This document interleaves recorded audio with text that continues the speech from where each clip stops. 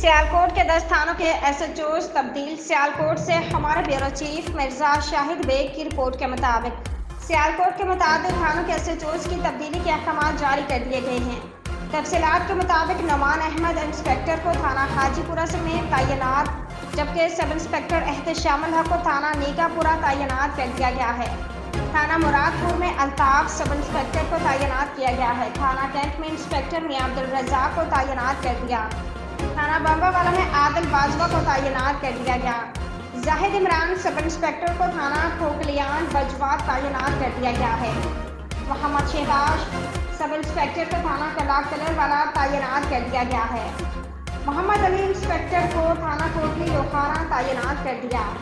Sub inspector Khurram Shahzad को थाना बेगूवाला तैनात कर दिया, जबकि सब इंस्पेक्टर फयाज अहमद को इंचार्ज एचआईयू मुरादपुर, कोटली लोहारा, कोटली सैयद अमीर और हेड मराला तैनात किया गया है।